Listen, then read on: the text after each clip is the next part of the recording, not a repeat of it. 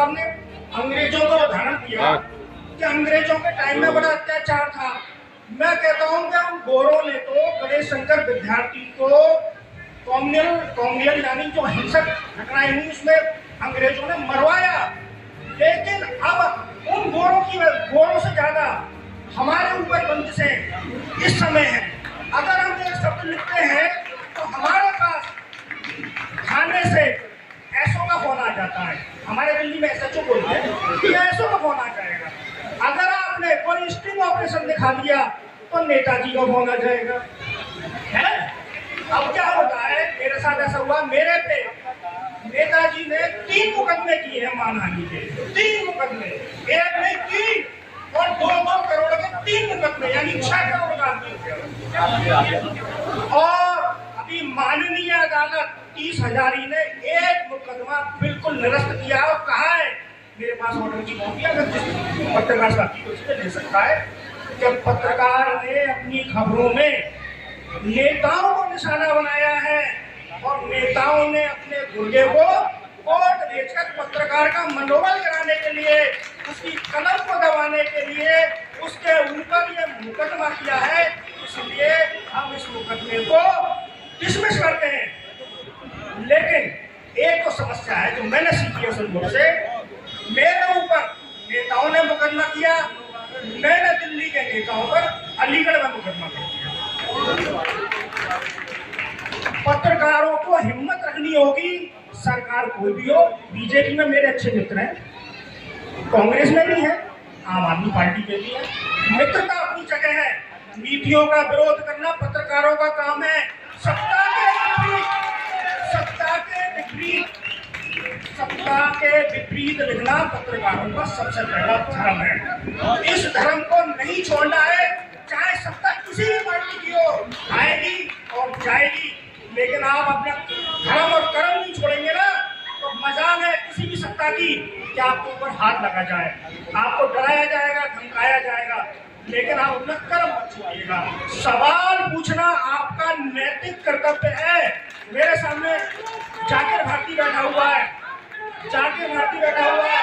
इसके ऊपर सरकारी शिकंजा कसा गया, इस पर पोस्को एक्ट लगाया गया, लेकिन अकेली लड़ाई उसने लगी। कहाँ गए वो संगठन सारे पत्रकारों के जो इस पत्रकार को नहीं बचा पाए? मंत्री जी प्रेस क्लब की बात करते हैं, बताइए संगठन कहाँ गए? पोस्को एक्ट लगा दिया पुलिस ने।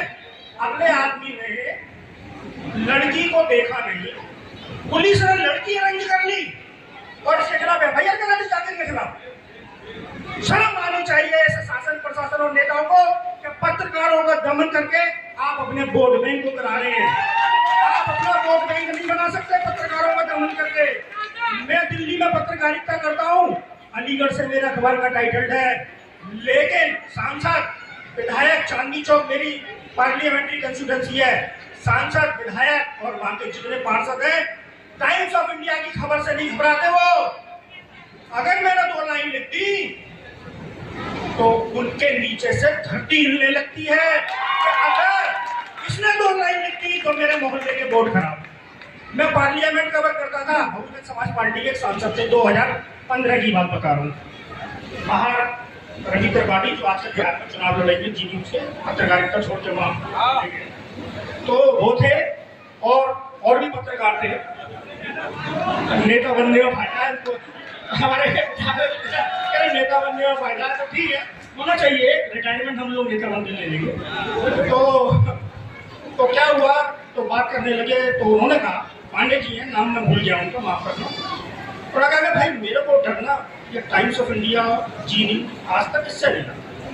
तो क्यों करा कि यार ये जो लोकल पत्रकार है ना, मेरा गोरखपुर साइड के देख लीजिए, वो आसपास की वहीं की संसदीय सीट की कोई, इससे डर लगता है कि क्यों, अरे मेरे जिले का पत्रकार है, 4 लाइन लिख देगा तो 50 वोट गए, 4 लाइन लिख दी 50 वोट गए। तो राम रहीम का मुद्दा किस अखबार ने उठाया? 4 पन्ने का अखबार था, 4 पन्ने का अखबार साप्ताहिक, उसने राम रहीम की चूल्हे हिला दी। 15 पत्रकारों पर 1 साल में केस दर्ज हो गए। उन 15 में से 3 को मैं जानता हूँ, बिजनौर में हुए, हाथरस में असम के एक पत्रकार के साथ हुआ, हाथरस की घटना हुई, पत्रकारों को रोका गया, नेताओं को जाने से नहीं रोका गया।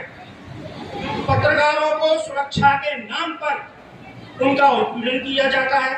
यहाँ के जिलाधिकारी, यहाँ के एसएसपी, जिला अधिकारी के अंतर्गत जितने विभाग आते हैं, लेखपाल, पटवारी, अगर पत्रकार ने लेखपाल या पटवारी का कोई पोल खोल दी, कोई घोटाला खोल दिया, तो जिलाधिकारी उसको सस्पेंड नहीं करता है।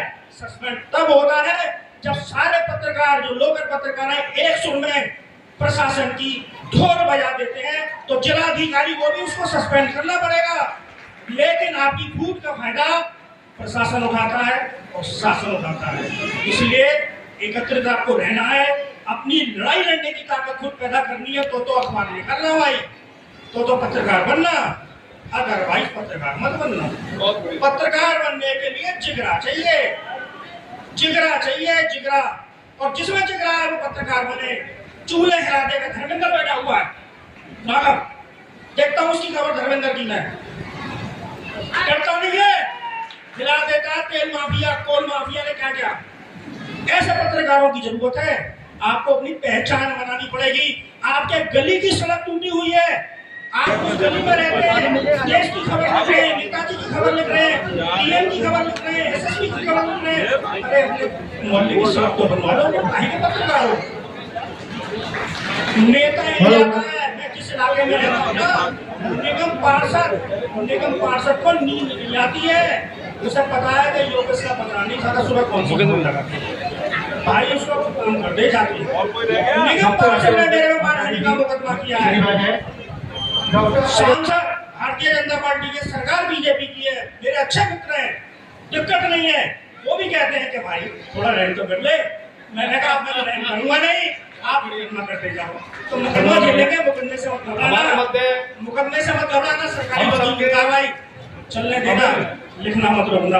बहुत बहुत धन्यवाद जी का।